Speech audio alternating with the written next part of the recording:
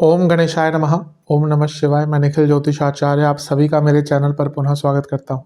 आशा करता हूं कि आप सभी स्वस्थ होंगे। महादेव की कृपा आप सभी पर सदैव बनी रहे। कि वीडियो मीन यानी कि पाइसेस के लिए अत्यंत विशेष है, क्योंकि वीडियो है आने वाले सप्ताह या फिर कहिए इस वर्ष के आखिरी साप्ताहिक राशिफल के बारे में। एक ऐसा साप्ताहिक राशिफल जो शुरू तो इस वर्ष होगा लेकिन इसका अंत नव वर्ष में होगा, यानी कि 30 दिसंबर से 5 जनवरी 2025 के साप्ताहिक राशिफल के बारे में। मेरा साप्ताहिक राशिफल प्रमुखतः चंद्रमा और उनकी गति पर आधारित होता है। चंद्रमा एक ऐसे ग्रह हैं जो बहुत तेज गति से भागते हैं और करीबन 2.25 से 2.5 दिन में अपनी राशि बदल लेते हैं। तो स्वाभाविक है कि पूरा हफ्ता जो कि 7 दिन का होता है उसमें कई बार चंद्रमा का राशि परिवर्तन होगा। चंद्रमा मन के कारक है और उनकी विशेषता यह है कि जिस भी भाव में जाते हैं उसको एक्टिवेट कर देते हैं। इसी कारण से चंद्रमा की विशेषता बढ़ जाती है और इसी कारण से साप्ताहिक राशिफल की विशेषता बढ़ जाती है। क्या प्रभाव आने वाले सप्ताह में चंद्रमा का आपके ऊपर पड़ेगा? चंद्रमा डे टू डे एक्टिविटीज पर बहुत प्रभाव डालते हैं, इसलिए क्या संभावित अच्छा या बुरा हो सकता है, किस प्रकार से ज्योतिष के माध्यम से थोड़ी गाइडेंस प्राप्त करें आने वाले सप्ताह के लिए, इन सभी चीज़ों के लिए ये विशेष होता है। यदि आपकी लग्न राशि या चंद्र राशि मीन है, दोनों ही गाइडेंस के लिए इस राशिफल को देख सकते हैं। जहाँ से आपको ज़्यादा सूट करता है, रिलेट करता है, वहाँ से आप इसको ऑब्जर्व कर सकते हैं। तो शुरू करते हैं इस अत्यंत महत्वपूर्ण साप्ताहिक राशिफल का। चंद्रमा आपके 10वें भाव में रहेंगे, यानी कि धनु में 30 तारीख को, और 1 जनवरी सुबह के 6 तक यहीं पर रहेंगे। चंद्रमा का 10वें भाव में जाना एक प्रकार से अच्छा ही होता है। यहाँ पे चंद्रमा पंचम के स्वामी हैं और यहाँ पे आएंगे तो राजयोग बनाएंगे। और सूर्य अर्थ त्रिकोण के स्वामी हैं, तो सूर्य भी अर्थ त्रिकोण में है और पंचमेश के साथ है, यानी कि कार्य क्षेत्र में क्रिएटिविटी रहेगी। और एक प्रकार से ये अमावस्या दोष जो है ये जॉब चेंज की तरफ भी इंडिकेट कर रहा है, क्योंकि चंद्रमा खुद 10वें से अष्टम के स्वामी है, ये चेंज दिखाता है। तो यहाँ पे जो लोग जॉब चेंज करने का प्रयत्न कर रहे थे, हफ्ते का शुरुआती भाग उनके लिए प्रोसेस को आगे बढ़ा सकता है, लेकिन थोड़ा सा बच के रहेगा वह लोग जो जिनके समय अच्छे नहीं चल रहा, उनके लिए कार्य क्षेत्र में थोड़ी सी प्रॉब्लम्स आ सकती है। और अगर बहुत बुरा समय है, कुंडली वीक है और इस समय बहुत बुरी प्रत्यंतर दशा चल रही है, तो इवन जॉब पर भी बात आ सकती है, जॉब भी जा सकती है। तो थोड़ा सा केयरफुल रहने की आवश्यकता है, लेकिन सबको नहीं, कुछ ही लोगों को। लेकिन यह है अमावस्या दोष 10वें घर में है, थोड़ी कन्फ्यूजन, अनिश्चितता और सेल्फ कॉन्फिडेंस लैक करता है व्यक्ति, इस पर ध्यान दीजिएगा। लग्नेश से अष्टम में है तो शकट योग बन गया, और शकट योग से क्या होता है, चीज़ों में विलंब भी आता है, तो इस पर भी ध्यान देना है।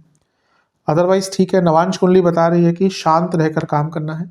दशांश कुंडली कार्य क्षेत्र में लीडर बनने का मौका मिल सकता है, लेकिन तभी उस चीज़ को अपनाइएगा जब आपको लगे कि आप उसको संभाल सकते हैं, उस कार्य को और कार्यभार को। बिजनेस में अच्छा है, काम बनेंगे। लव लाइफ ठीक है, यहाँ पर भी ऐसा लग रहा है कि कनेक्शन बेटर होगा। वैवाहिक जीवन में एक दूसरे को समझने का मौका मिलेगा। स्टूडेंट्स बच के रहिए, आपके जो साथ के बच्चे हैं ना, थोड़ा सा बच के रहिए, कुछ गुप्त शत्रु हैं आपके, उनसे बच के रहिए। सेहत की जहाँ तक बात है, कफ विकार, गले के रोग, छाती के रोग, हड्डियों के रोग, सर्वाष्टक में आपका अष्टम भाव बली है। जॉब चेंज करने का मौका है, लेकिन जैसा मैंने कहा था, जिनका समय थोड़ा खराब चल रहा है ध्यान दीजिएगा। 1 जनवरी सुबह के 6 बजे चंद्रमा आपके लाभ स्थान में आ जाएंगे, यानी कि मकर में, और 3 जनवरी सुबह के 11 तक यहीं पर रहेंगे। चंद्रमा का लाभ स्थान में आना उत्तम होता है, अति उत्तम होता है। पंचमेश है, यानी कि लक्ष्मी स्थान के स्वामी, और लाभ स्थान में, यानी कि लक्ष्मी, संपन्नता, वैभव सब कुछ प्राप्त होगा, लाभ होगा, इच्छाओं की पूर्ति होंगी, पैसा आएगा। यहाँ पर चंद्रमा पर 3 ग्रहों का प्रभाव है, लेकिन तीनों ही वक्री है। केतु, मंगल, गुरु मंगल वक्री चल रहे हैं, केतु वक्री होते ही हैं। तो 11वें घर पर इसका प्रभाव क्या हो सकता है? चंद्रमा पंचमेश है। अच्छा क्या है कि नए मौके पैसे कमाने के मिल सकते हैं। कुछ ऐसा आइडिया आ जाएगा जो पैसे कमाने में मदद करेगा। कुछ पुराने रुके हुए काम जो पैसों से संबंधित है वो पूरे हो सकते हैं, या कुछ अटके हुए कार्य बहुत लंबे समय से, या कुछ आप ही अटकाए जा रहे थे, आपको आपका मन नहीं कर रहा था, या समय नहीं मिल रहा था, या उपलब्धता नहीं हो रही थी किसी चीज़ की, तो कुछ रुके हुए कार्य पूर्ण हो सकते हैं। लेकिन यहाँ पर ओवर थिंकिंग बहुत रहेगी, और ओवर क्रिएटिविटी और ओवर एंथुजियाज्म, ये सारी चीज़ें भी तंग करेंगी। तो थोड़ा सा इन सब चीज़ों पर भी आपको ध्यान देने की आवश्यकता है। पैसे बचा के रखें, ओवर स्पेंडिंग ना करें, एकदम से पैसा कहीं ना लगाएं, और लालच से भी बच के रहें। अदरवाइज ठीक है। नवांश कुंडली की जहाँ तक बात है, हाँ डिटर्मिनेशन थोड़ा सा बढ़ाना पड़ेगा, उसकी कमी दिख रही है इस टाइम पे। दशांश कुंडली कार्य क्षेत्र में कार्यभार ज़्यादा रहेगा, तैयार रहेगा, अच्छा काम कर पाएंगे, बिजनेस भाग्य का साथ दे मिलेगा, कुछ जैसे मैंने कहा कुछ नया सीखने को मिल सकता है। ये समय है जहाँ पे बिजनेस में कुछ बड़ा कर सकते हैं। लव लाइफ पेशेंस दिखानी पड़ेगी क्योंकि चीज़ें थोड़ी सी विपरीत हो सकती हैं। चंद्रमंगल योग भी बन रहा है, ये धन प्राप्ति के लिए बहुत अच्छा होता है। वैवाहिक जीवन शांत रहिएगा और अपने लाइफ पार्टनर की रिस्पेक्ट कीजिएगा। स्टूडेंट्स आप थोड़ा सा ना आपको अपने मैनेजमेंट पर, टाइम मैनेजमेंट पर, वर्क मैनेजमेंट पर ध्यान देना पड़ेगा, यहाँ पे सब कुछ अव्यवस्थित लग रहा है। सेहत कफ रोग बढ़ेंगे, बीपी की प्रॉब्लम रहेगी, इंडाइजेशन तंग करेगी। सर्वाष्टक पुनः अष्टम भाव बली है जो बता रहा है कि अचानक से कुछ बहुत नए अवसर खुल सकते हैं जीवन में। 3 जनवरी सुबह के 11 बजे चंद्रमा आ जाएंगे आपके 12वें घर में यानी कि कुंभ में, और सप्ताह के अंत तक यहीं पर रहेंगे। इसके एक दिन बाद 4 तारीख को बुध का गोचर भी हो जाएगा। चंद्रमा का 12वें घर में आना कोई बहुत अच्छा तो नहीं माना जाता।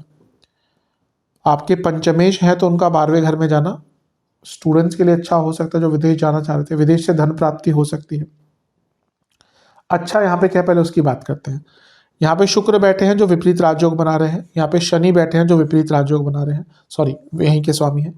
तो यहाँ पे पंचमेश का आना यानी कि जैसे मैंने अभी कहा वो जो धन की बातें बढ़ रही थी, यहाँ पे विपरीत राजयोग से अटका हुआ पैसा, अटके हुए मौके, अटकी हुई अपॉर्चुनिटीज और नई अपॉर्चुनिटीज सब कुछ आएंगी।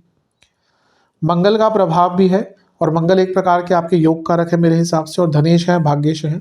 तो 12वें घर पे इतना प्रभाव यानी कि विदेश से पैसा, हिडन इनकम, ये सब बढ़ेगा।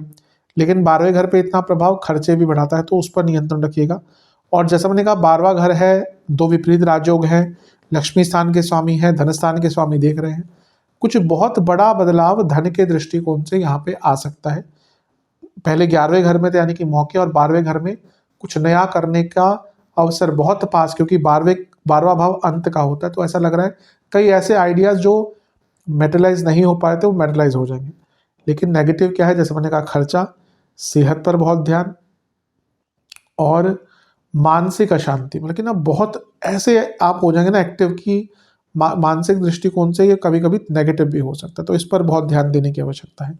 गुरु से केंद्र में है तो टेक्निकली गजकेसरी योग भी बन रहा है और ये भी आपके लिए अच्छा ही रहेगा क्योंकि गुरु आपके लग्नेश भी हैं। नवांश कुंडली बता रही है कि थोड़ा सा लालच, दिखावे और अहम ईगो से बचिएगा। दशांश कुंडली कार्य क्षेत्र में अपने एनिमीज से बच के रहेगा, अपने शत्रुओं से बच के रहेगा, हावी रहने की कोशिश करेंगे, हो नहीं पाएंगे लेकिन कोशिश करेंगे। बिजनेस में बहुत अच्छा है, जैसे मैंने कहा कुछ नया करने का मौका, तो बिजनेस में ही वो ज़्यादा दिख रहा है। लव लाइफ अपने पार्टनर को थोड़ा एनकरेज करिएगा, अच्छे शब्दों का उपयोग कीजिएगा, शांत रहिएगा, उपशब्द मत या व्यंग्यात्मक शब्द नहीं। वैवाहिक जीवन के लिए अच्छा नहीं है, लाइफ पार्टनर की तबीयत भी खराब हो सकती है और कहासुनी भी हो सकती है।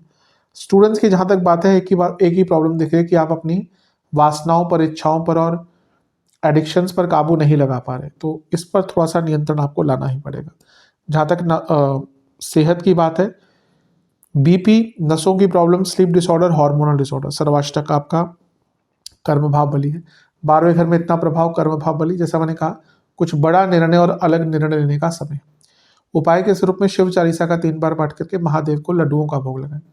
आशा करता हूँ कि वीडियो काम आएगी। चैनल पर नहीं है सब्सक्राइब कीजिए, वीडियो को लाइक कीजिए। मिलता हूँ अगली वीडियो में, तब तक के लिए ओम नमः शिवाय।